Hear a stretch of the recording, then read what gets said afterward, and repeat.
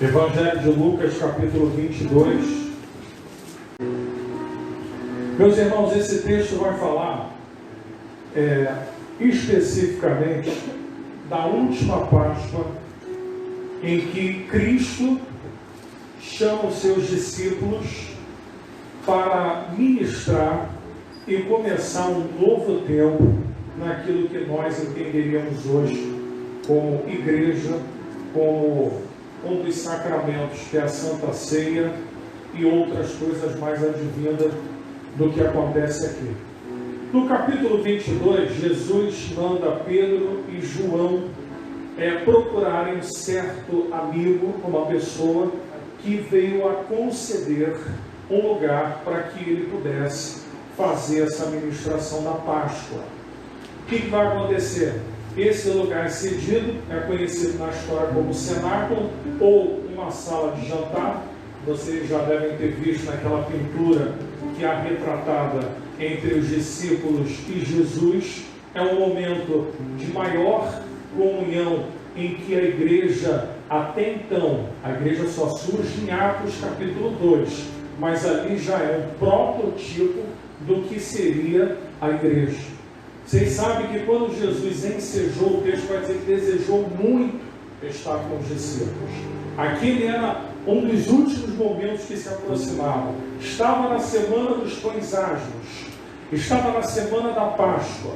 E todos sabem que a antiga Páscoa, de Êxodo capítulo 12, celebrava a saída do povo da terra do Egito. Então, todos os anos que se comemorava a Páscoa, era para poder lembrar o tempo em que Israel foi liberto com as mãos fortes do Senhor e saiu a peregrinar a uma terra de promessas. Todos nós sabemos disso. A festa era uma festa também que denominava-se como uma festa de comunhão, porque também pegava-se um animal, um cordeiro, e geralmente um amigo, um parente mais próximo participava dessa ceia.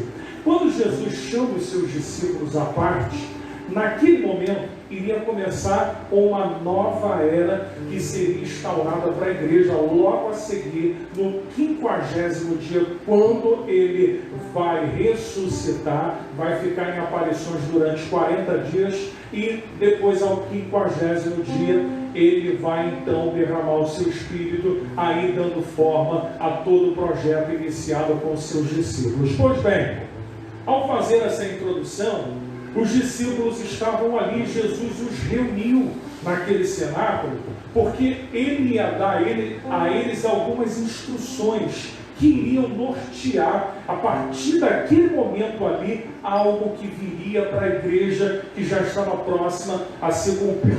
Pois bem, quando Jesus reúne eles, vai ministrar a última Páscoa, Jesus vai dizer a seguinte coisa para eles: a partir de agora, vocês irão comer do meu corpo e vocês beberão do meu sangue.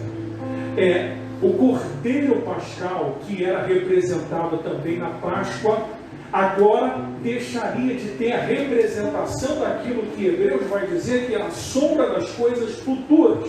Essas figuras que representavam estavam agora ficando na velha aliança, porque agora quem é de fato o que João havia dito, eis o Cordeiro de Deus que tira o pecado do mundo, estava ali. Era ele que era o que tirava o pecado do mundo. Agora, para a nova aliança, não há mais finalidade da Páscoa dos judeus. Agora cria-se a ceia do Senhor. Jesus disse: olha, vocês vão ser privilegiados, porque eu só volto a participar dessa ceia fisicamente, corporeamente com vocês naquele grande dia. Então, meus irmãos, percebam que coisa maravilhosa é que Jesus estava dizendo para eles: olha, naquele grande dia eu vou tomar essa ceia com vocês, mas não serão mais 12, serão milhares de pessoas que estarão junto a essa ceia. Começa com 12, há mais de 2000 anos atrás. Quando Jesus vier, vai ser uma multidão que vai estar participando dessa grande ceia. E o próprio Cristo disse que eles julgariam as 12 tribos de Israel. Sabe o que isso quer dizer? eles foram perseguidos, eles foram mortos, muitas vezes por causa daquilo que se levantava pelos sinédrios entre os judeus, sobre as instigações para persegui-los, para serem mortos. Mas Jesus estava dizendo para eles: olha, não se preocupem, porque um dia vocês vão se assentar, e aqueles que julgaram vocês, e aqueles que mataram vocês, vocês vão de julgar, porque eles vão julgar as tribos de Israel. Jesus disse isso. Então a primeira coisa das 5 que Jesus vai falar ali na ceia, ele vai ressignificar: vocês agora vão fazer isso em memória de mim. Vocês agora não vão fazer simplesmente a festa tradicional da Páscoa. Vocês agora vão celebrar a ceia como igreja, e vocês agora nesta ceia vão estar sempre fazendo em memória de mim. Segunda coisa que Jesus trata dentro daquela reunião, que precisaria ficar bem claro: Jesus disse que havia um que molharia junto com ele o pão do bocado, ia molhar, e o texto vai dizer que este o trairia. Isso aconteceu. Terceira coisa que acontece ali, você vai ver nos evangelhos sinóticos, que são os evangelhos de Mateus, Marcos e Lucas, as passagens paralelas, e Marcos vai dizer que ali eles começaram a cantar hinos. Uma das coisas que Jesus também aproveitou naquela reunião foi que aqueles homens começaram a entender o sentido de louvar e de cultuar, porque naquela época separava-se salmos e hinos e cânticos para adoração. Jesus estava colocando as coisas para que ficassem bem claras para eles. A igreja seria um lugar de comunhão. A igreja não deveria ser um lugar aonde os irmãos trair-se-ão, como diz o texto, nessa geração, que uns irão trair aos outros. Mas a igreja foi chamada para não viver nesse espírito, porque Jesus disse nessa mesma passagem: ai daquele pelo qual trair o filho do homem, melhor que fosse não ter nascido. Meu Deus. Terceira coisa que ele institui dentro daquela reunião onde estavam só eles, o culto. Eu imagino esse culto a Deus. Isso está lá em Marcos, capítulo 14, versículo 26. E eles estavam cantando hinos a Deus. Perceba que foi algo bem íntimo, aonde eles começaram a ser introduzidos por aquele que estava andando com eles ao longo de 3 anos e meio, ensinando, mostrando o caminho do reino, não só ensinando, mas mostrando na prática. E agora Jesus reúne-os para falar de uma coisa muito mais profunda. Aí Jesus, na continuidade, na fala em que ele está instruindo, ele vai falar assim: olha, há um grande rei e um servo. Ele vai dizer assim: qual dos dois, qual a melhor posição? Do rei que está assentado ou do servo que está ali para servir? Jesus já fala assim: obviamente que é a posição do rei que está para ser servido. Aí Jesus vai dizer assim: eu porém digo uma coisa para vocês, que eu estarei na posição daquele que serve. O que Jesus estava querendo dizer para eles naquele cenário?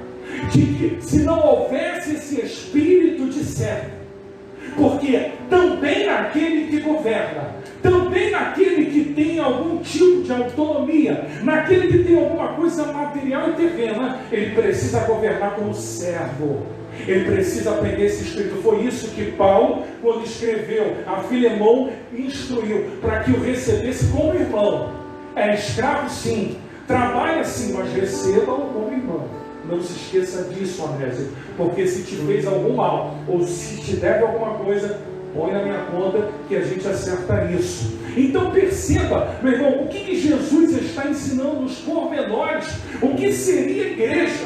A igreja seria um lugar de comunhão, a igreja seria um lugar de serviço, a igreja seria um lugar de adoração. E aí, nessas instruções, Jesus ele fala que naquele grande dia ele voltaria a tomar essa ceia com eles. Meu irmão, naquele grande dia aqueles homens saberão o fruto de todo o trabalho que se inicia no Senado. O fruto daquilo que foi dito ali. O fruto daquilo que foi lançado ali. Meu irmão, vai se reverberar pela história.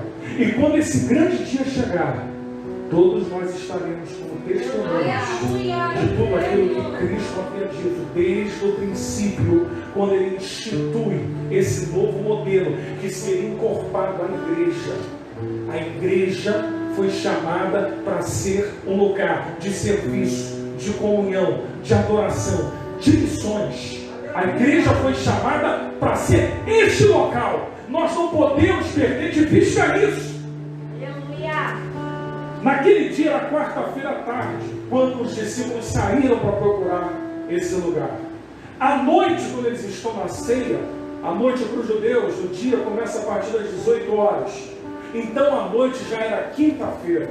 Na quinta-feira, quando Jesus acaba aquele discurso e está indo para o Getsêmani orar, Jesus vem a Pedro e o chama em particular. Abra comigo. É aqui que eu vou começar. Capítulo 22,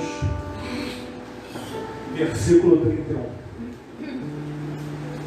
E disse também o Senhor: Simão, ô Simão, este Satanás vos pediu para vos cirandar como trigo. Mas eu roguei por ti, para que a tua fé não desfaleça. E tu, quando te converteres, confirma aos teus irmãos. E ele me disse: Senhor, estou pronto para ir até a prisão e a morte. Mas ele disse: te digo, Pedro, que não cantará hoje o galo antes que 3 vezes negues que me conheces. Aqui nós começamos. Jesus faz a ministração do cenáculo. Eles se alegram, eles louvam a Deus.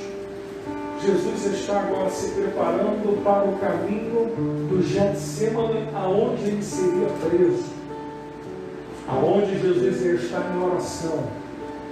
Nesse caminho, Jesus olha para Pedro, e Jesus precisava dizer para Pedro, porque em Gálatas vai dizer que Pedro seria uma das colunas da igreja. A Bíblia diz que Jesus disse a Pedro: tu és Petros, e sobre esta pedra, Pedro, edificarei a minha igreja, e as portas do inferno não prevalecerão contra ela, e darei a ti, Pedro, as chaves do reino. Não é para abrir, chover, cair água, não, como o pessoal diz, dia de São Pedro, que São Pedro faz chover, faz trovejar, nada disso. A autoridade que Deus deu a Pedro para que ele pudesse estar à frente da igreja e pudesse a conduzir no seu tempo. A autoridade foi posta na mão de Pedro. Jesus, olhando para Pedro, Jesus precisava falar com Pedro algo que ainda não havia acontecido.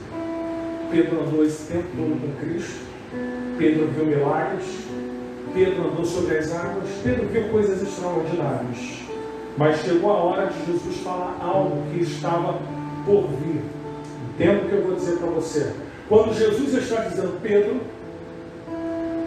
Satanás, ele está procurando cirandar.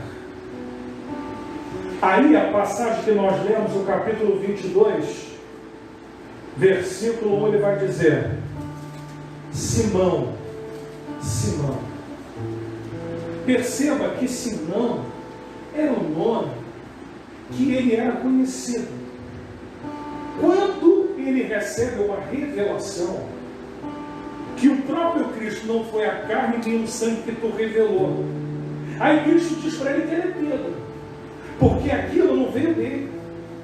Mas Jesus se refere ao nome Simão, fazendo alusão daquilo que ele é. O que ele é? Sabe o que quer dizer a palavra Simão?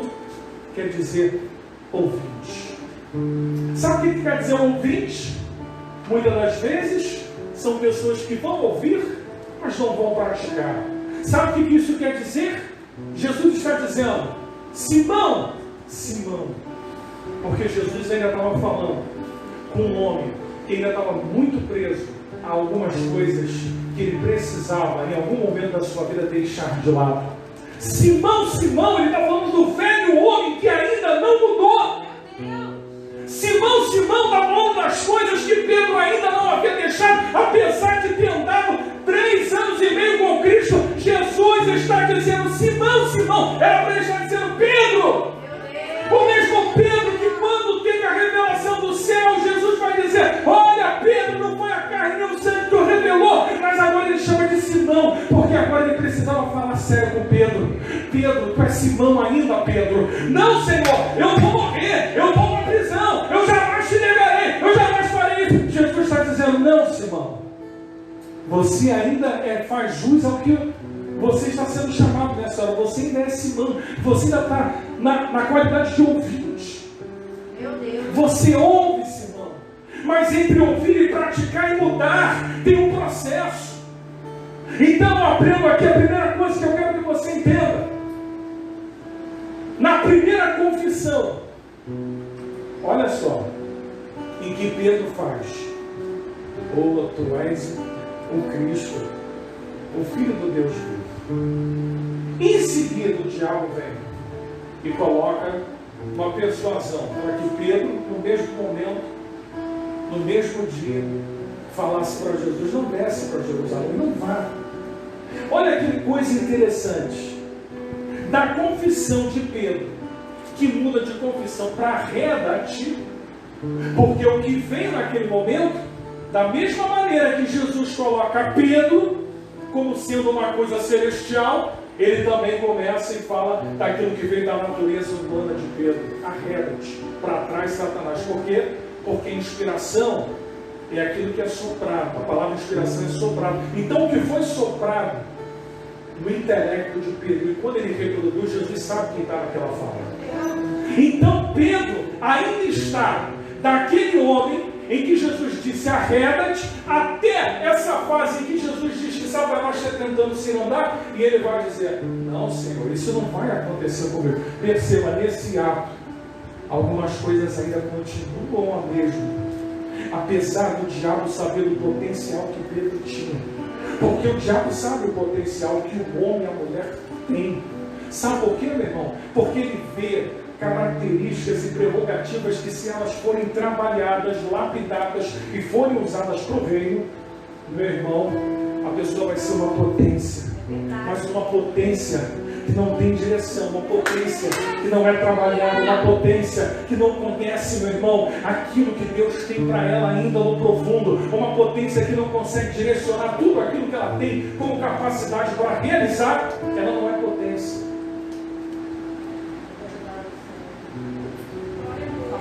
Quando ele diz assim, ó, preste bem atenção: Simão, eu vejo Pedro com uma autoconfiança muito grande. Estou pronto para a morte e para a prisão. Ele não estava pronto. Falemos o português hoje. Muita gente que está fazendo muitas coisas na igreja ainda não está pronto. E eu posso falar isso biblicamente. Pedro um dia chegou para Jesus e falou: olha, os cegos viram, os coxos andaram, expulsamos demônios no teu nome. Mas sabe o que eles conheciam? A manifestação. Jesus deixa bem claro que no nome dele e a quem eles representavam, isso acontece.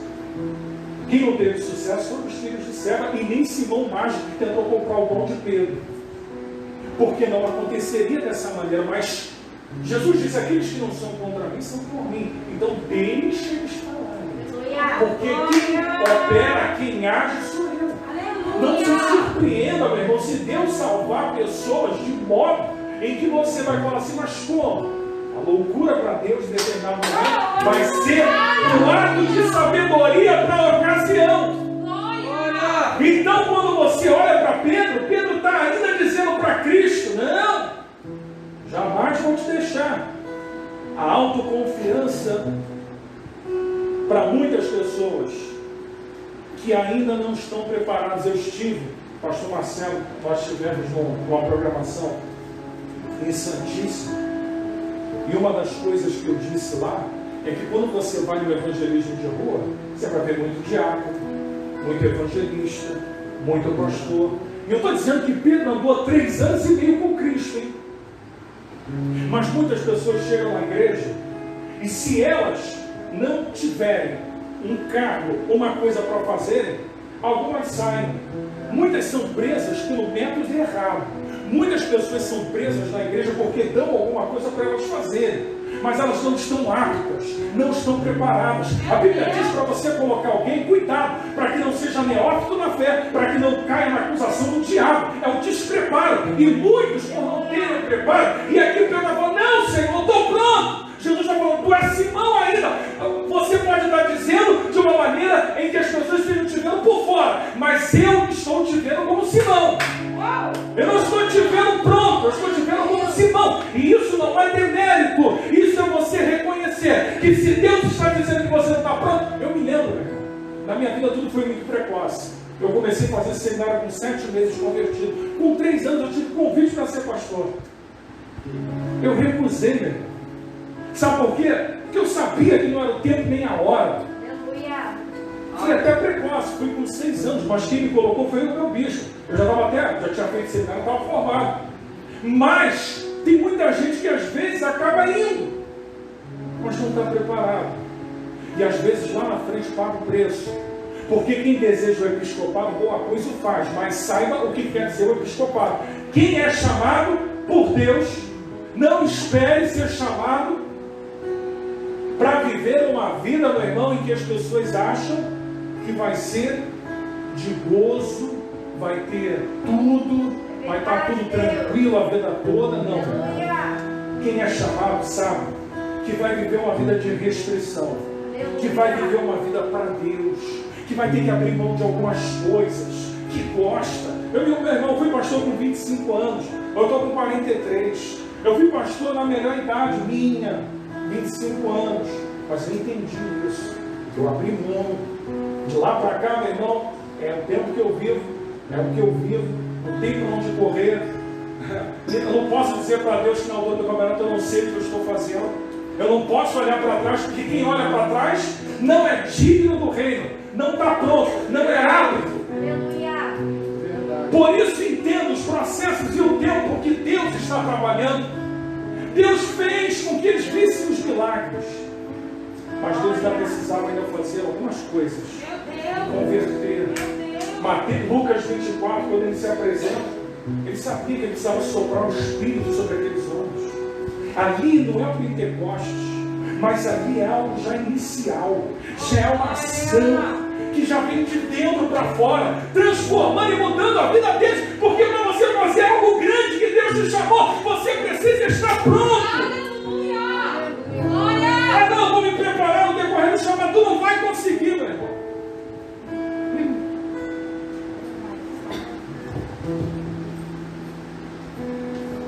Tanto que a precipitação, que ele falou: estou pronto para ir contigo para a cruz e morrer. Só foi Jesus ser preso. O problema é que ele não orou, ele dormiu. E quando você dorme no ponto, você não sabe que batalha você está. Quando Jesus foi preso, ele arrancou ele no mal, falou: Pedro, eu estava dormindo na hora que eu estava orando. Se você estivesse orando comigo, você saberia que eu não faria isso. Se eu quisesse, eu orava o Pai, e o Pai mandava 12 legiões de anjos. Mais de 70 anjos para resolver o problema. Por quê? Ele estava dormindo. Olha, Jesus procurou alguém no Getsemane ali para que vigiasse e orasse com ele. Mas eles estavam cansados. Participaram da ceia, ouviram o discurso, comeram e depois deu sono. E ficaram todos dormindo. E Jesus ali, teve até uma hematidrose, transpirou gotas de sangue. Tamanha agonia que ele estava passando naquele momento, porque já sabia, naquele mesmo dia, quando no cenáculo ele disse para Judas: vai lá, faz o que você tem que fazer. É porque ele seria traído naquele mesmo dia. Isso já era sabido. Então, meu irmão, Lucas capítulo 22, versículo 54, olha o que fala do homem que jamais deixaria, estando Olha, então, prendendo-o quem? Jesus foi preso, o levaram e o meteram em casa de sumo sacerdote, e Pedro seguia. Ué, ele não ia morrer? Ele não estava pronto? Mas quando disseram, ali ó, é um dos seguidores, Pedro saiu fora. Porque quando o bicho pega, meu irmão, se você não estiver pronto para aquilo que Deus chamou, você não vai suportar. Precisamos conhecer e aprender o que Deus nos chamou para fazer. Aí no capítulo 22, versículo 31, voltando, e disse também, Senhor, disse também o Senhor, Simão, Simão, eis que Satanás pediu para cirandar como trigo. Então, Jesus pega a palavra cirandar. A palavra cirandar, ela tem dois significados. O primeiro, uma peneira que peneirava o trigo e que fazia com que a palha saísse. Essa peneira, antes de ser usada, primeiro separava-se o joio, e se houvesse alguma erva daninha, também tirava. Então ficava somente o trigo. Olha que coisa interessante. A palavra cirandar também quer dizer dança, cantigo. Preste bem atenção. O diabo, porque quem se aproxima para cirandar não é Cristo. Cristo está avisando que o diabo está se aproximando para cirandar. E a ciranda é o seguinte: Pedro, o diabo quer fazer você dançar na peneira. Eu vou te explicar o que é isso. Porque dançar na peneira é quando você pegava o trigo e depois de 12 dias que estava de molho na água, e a casca ficava amolecida, você tinha que pegar aquela peneira, que não é uma peneira comum como você conhece, mas dá uma ideia de peneira, e você violentamente, você tinha que fazer assim, era a dança da peneira, violentamente. Para quê? Para que se quebrasse aquelas entrecascas e caísse no pano somente o trigo. Perceba que Jesus faz uma analogia do que o diabo queria fazer com Pedro e do que representa o trigo. Então, a segunda coisa que eu aprendo aqui, Jesus vai dizer assim: Satanás pediu para cirandar. Sabe o que isso quer dizer? Satanás quer fazer você dançar numa peneira. Porque quando a gente brinca assim, vai passar na peneira, é a peneira que a gente conhece. Mas a peneira que servia para poder sacudir o trigo não é a peneira que você conhece. É uma peneira bruta, que você tinha que quebrar aquilo ali. Meu irmão, o diabo estava tentando vir contra Pedro, e às vezes você vai se perguntar, por que Deus permite? Porque Jesus não está tirando Pedro da situação. Jesus está avisando para Pedro o que vai acontecer. Perceba, Jesus pega o trigo e a analogia. Cirando, dança e trigo. É como fica aquela dança do trigo na peneira. O diabo, meu irmão, ele quer aproveitar todas as situações. E a segunda coisa que eu aprendo aqui é que quando Satanás ele veio tentar Jó, tem coisas que precisam, sabe o que? Sair da nossa vida. Tem coisas que precisam sair. E aí Jó é provado. Você vai ver, meu irmão, que Jó era um homem justo, era um homem bom. Intercedia pela sua casa, mas Deus permitiu ele passar por aquilo. Sabe por quê, meu irmão? Havia um processo no qual Deus não vai permitir, Deus vai permitir que passemos. Todos nós, tudo que eu vou dizer, em algum momento, vamos ser sacudidos como trigo na peneira. Sabe por quê? Porque Deus não vai privar isso. Deus não vai deixar que a sua fé desfaleça. Eu aqui por ti, Pedro, para que a sua fé não desfaleça. Em outras palavras, Pedro, o diabo está vindo. Pedro, vigia, Agora não é mais uma questão de você estar andando comigo. Por quê? Porque Jesus está preparando eles para aquilo que haveria de acontecer. Então Pedro agora tinha que de fato se converter. Ele vai falar: Pedro, chegou a hora. Não dá mais para você ficar brincando com essa ciranda. Não dá mais para você se deixar ser levado e dançar e ficar numa peneira que na verdade ela deveria colher e arrancar o trigo, e não ficar o tempo todo batendo e amassando e não cair no trigo. Caindo, sabe o que? Aquele grão cru que ainda não serve. E tem muitas pessoas que estão passando por esse tipo de peneira e só está sendo grão cru, que não serve para nada, não é trigo. Porque quando você sacode, você percebe que alguns são, porque caem ali, outros não caem, porque ainda não estão no tempo, e são grãos que ainda estão crus. Ele vai dizer: eu roguei por ti, para que a tua fé não desfaleça. É mister que todos, em algum momento, meu irmão, passemos por isso. É mister que em algum momento vamos ser cirandados. Não pense você que o diabo não vai tentar, não. Ele vai tentar. Ele vai armar situações. E aí você vai dizer assim: Jesus vai permitir sim, porque você precisa crescer. Você não pode ficar o tempo todo passando num processo e não sendo aprovado por ele. O próprio Cristo foi levado para o deserto a ser provado, a ser testado. Como é que eu e você não passaremos pelo processo? Não tem como não passar. Se você quer crescer, você vai passar. Mas você precisa compreender que se Cristo, Ele está dizendo para você: olha, é necessário ter uma outra postura agora. É necessário crescer. É necessário amadurecer. É necessário deixar de fazer as coisas de menino, Pedro. Pedro, eu não posso botar você para liderar uma igreja se você não está pronto. Eu não posso te chamar para as coisas maiores se você não consegue fazer as coisas menores. Deus não vai colocar ninguém que não esteja pronto ou que não esteja fazendo nada. Então, meu irmão, eu aprendo aqui que Pedro, preste atenção, não sabia o que ia acontecer nas esferas espirituais. Satanás o via como uma grande potência, mas sem direção, sem preparo e sem obediência, está fadado ao fracasso. Já olhou e falou: esse homem aí, quando Jesus pergunta as coisas, ele é o primeiro a se meter e falar. Deus também não vê só coisa ruim em você.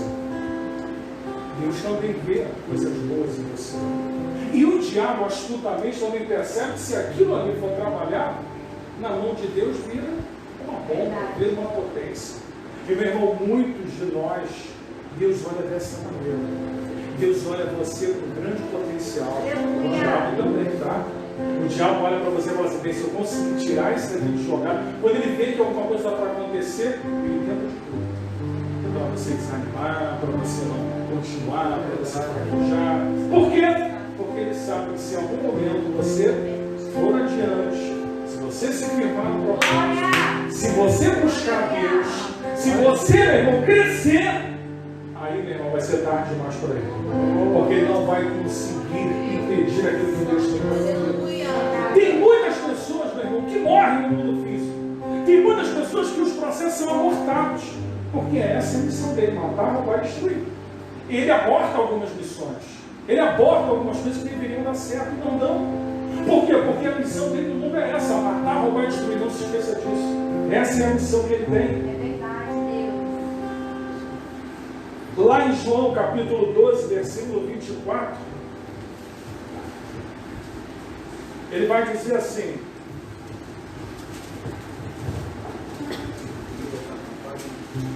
pulando. 12, 24 vai dizer assim: na verdade, vos digo que se o grão de trigo cair na terra não morrer, preste atenção, fica ele só, mas se morrer, dá muito fruto. A analogia que Jesus está fazendo com Pedro é que o Pedro precisava, como grão, morrer para aquela vida, abrir mão, compreender de fato o reino de Deus na sua plenitude. Então, meu irmão, preste bem atenção. Simão Pedro, de fato, foi peneirado. Preste atenção nisso. E no seu futuro estavam respostas para as aflições presentes. O que ele estava sofrendo ali, na verdade, condizia as coisas que estavam por vir. Às vezes o que você está passando no presente, você não sabe. Mas as coisas, elas estão por vir ainda. Então Pedro estava passando por aquilo ali. Satanás estava incomodado com Pedro, queria roubar aquilo que o Senhor havia preparado para ele. O diabo quer roubar isso de você. Ele quer roubar a tua coroa, não vai querer roubar aquilo que você pode fazer. Meu Deus! Deixa eu correr, 22, 33, ele vai dizer assim.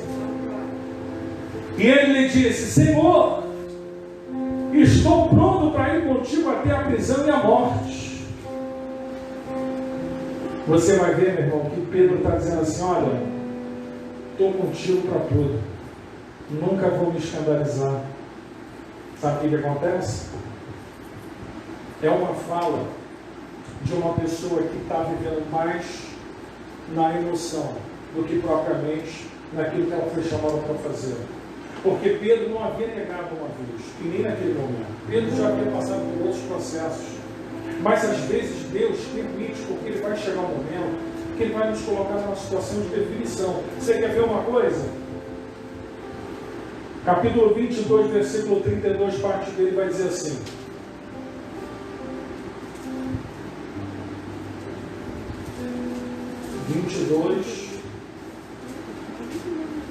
Capítulo 32, parte B. Mas eu roguei por ti, para que a tua fé não desfaleça. E tu, quando te converteres, confirma aos teus irmãos. Preste atenção. O problema de sentir isso, ele vai falar, mas tu, quando se converteres, o problema de sentir, ele andou 3 anos, viu doentes sendo curados, enfermos, viu tudo o que Jesus havia feito. Pedro conhecia o poder. Essa geração, meu irmão, ela quer viver no poder. João capítulo 6, versículo 2, ele seguia por causa dos sinais.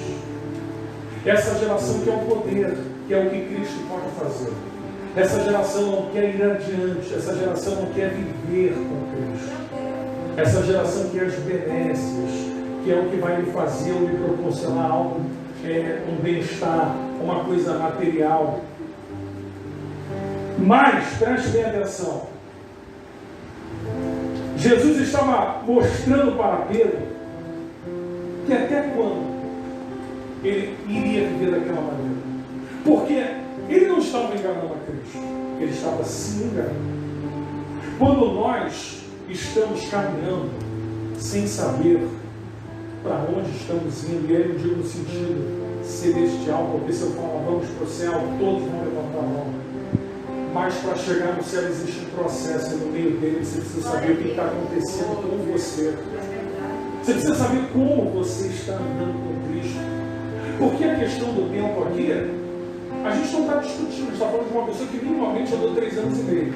Bem, eu acho que minimamente você vai dizer, 3 anos e meio, uma pessoa é convertida. Mas Pedro, na ótica de Jesus, ainda não estava pronto. Sabe o que isso me ensina? É que nós estamos caminhando na igreja e não se preparando para aquilo que deveríamos nos preparar. Não adianta você correr para um lado para o outro se você não compreender que você foi chamado para alguma coisa específica que é com você, porque o que é com você é com você, o que é comigo é comigo, o que é com o outro é com o outro. Se você não compreender, Jesus está dizendo, como disse para Pedro, Pedro, você ainda precisa se converter, mudar a sua concepção. Por quê? Para poder continuar e me seguir, não vai adiantar você achar que o poder, por isso que Jesus disse, errais por não conhecer as Escrituras e nem o poder de Deus. Porque em algum momento, meu irmão, uma coisa vai te faltar. Eu acho que Pedro se acostumou muito em ver as coisas grandes. Mas para viver as coisas grandes tem o dia a dia. E o dia a dia é pesado. Se você não estiver preparado para o dia a dia, meu irmão, as coisas grandes com o tempo começam a se tornar naturais para você. Quer ver? Lá no livro de Números, capítulo 11, aquele povo havia visto Deus derramar maná, tocar na rocha, sair água para eles beberem. Deus fez chover ao 1,5 metro de cordonizes que caíam do céu e ficavam na cintura daqueles homens, e aqueles homens ficavam nas portas murmurando para Moisés e chorando. Ah, Moisés, era melhor a gente nem ter saído de lá. Um povo, meu irmão, que viu o que Deus fez. Aí eu pergunto, já não é mais pelos sinais, porque os sinais já não são suficientes, e tem pessoas que estão na igreja que os sinais em si já não são suficientes. E outra coisa também, essas pessoas já não estão vendo mais os sinais. Sabe por quê? Com o tempo falta vida. Com o tempo a palavra ela se exaure e você não consegue ter forças mais para acreditar, porque a fé ela não vem de você nem de mim. A fé vem pelo ouvir e ouvir a palavra. O que acrescenta, o que te faz acreditar. A Bíblia diz: pela graça sois salvos mediante a fé. Isso não vem de vós, é dom gratuito de Deus. Deixa eu dizer uma coisa para você. Até para você se salvar, meu irmão, Ele te deu a salvação e te deu como um dom a fé para você ter capacidade para crer e ser salvo. Nem a salvação você por si próprio teria capacidade de ser salvo sozinho.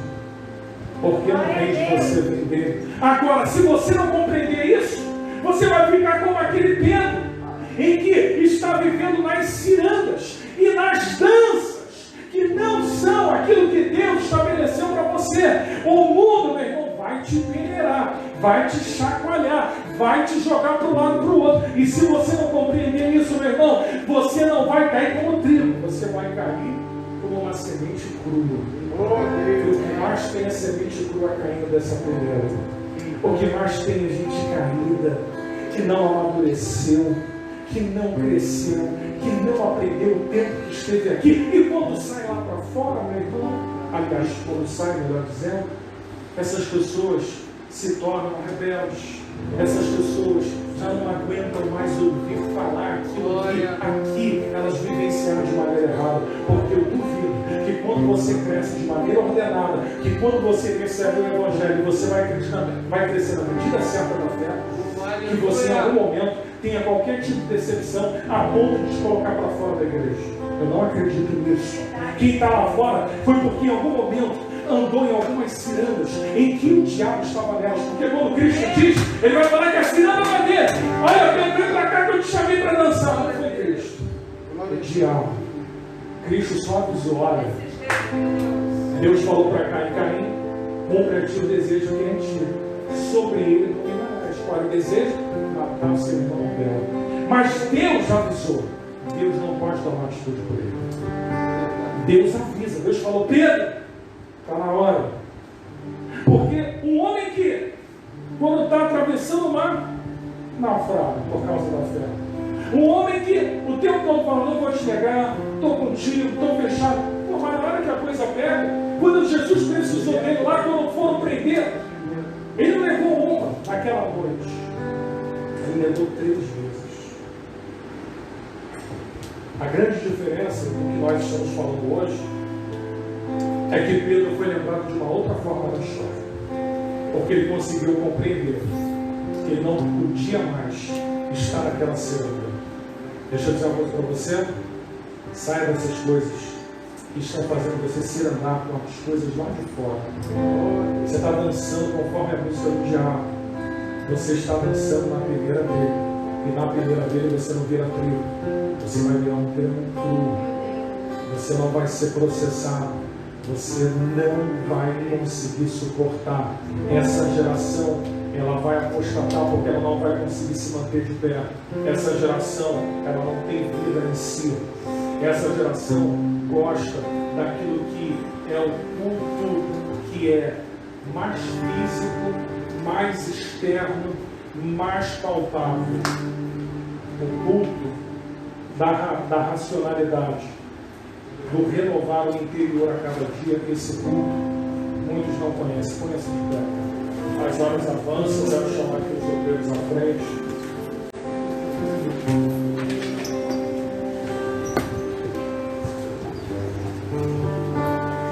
Imagina você participar da ceia, Jesus falando coisas maravilhosas. Daqui a pouco Jesus chega, Pedro fala assim: Pedro, vem cá. Chama Pedro de lado e fala: tem uma coisa para te dizer. Depois desse culto maravilhoso, já Olha, Pedro, eu estou rogando por ti. Deixa eu dizer uma coisa para você, João 17. Pai, não os peço que os tire do mundo, mas que os livre do mal. Porque aqueles que tu destes, eles estão em mim, eu estou em ti e eles em nós. A oração de João 17 é uma oração que nos alcança hoje. A oração de João 17 atinge a tua vida ainda hoje. A mesma oração que guardou Pedro é a mesma oração que guarda você. Sabe por quê? Ele está à destra do Pai, intercedendo pelo seu Deus. Ele venceu para isso. Quando você está no aperto, o Espírito Santo, ele clama dentro do nosso âmago, com gemidos inexprimíveis, clamando dentro de nós. Abba, Pai, Paizinho querido, por quê? Porque ele vê na pessoa de Jesus o sacrifício da cruz, e ao estar em nós, ele tem essa possibilidade de trazer perdão, de trazer mudança, porque o Espírito Santo veio para nos convencer do pecado, da justiça e do juízo. Então ele clama dentro de você nessa noite. Ele clama para não deixar você andar nesses anos. Ele está agora junto, clamando dentro do teu interior, porque você está se sentindo compungido agora no Espírito, e ele age nessa esfera, porque Pedro não sabia o que estava prestes a acontecer na esfera espiritual, mas já tem um irmão que venceu a morte e que tomou as chaves do inferno e que disse que reconciliou consigo todas as coisas, que as nos céus e que as na terra. Isso me mostra, meu irmão, que bendito, como diz Efésios 1:3, bendito seja Deus e o Pai do nosso Senhor e Salvador Jesus Cristo, o qual, já entenda esse verbo, o qual nos abençoou. Já fomos abençoados com todas as sortes de bênçãos nos lugares celestiais em Cristo. Ele está lá, e o diabo não pode contra a sua igreja, porque Cristo tem nas suas mãos o poder. Ele tem a morte, ele tem o inferno, ele tem a vida, ele tem todas as coisas em suas mãos. Por isso ele disse para Pedro: Pedro, eu estou orando por ti. E quando tu se converteres, meu irmão, Pedro foi uma potência.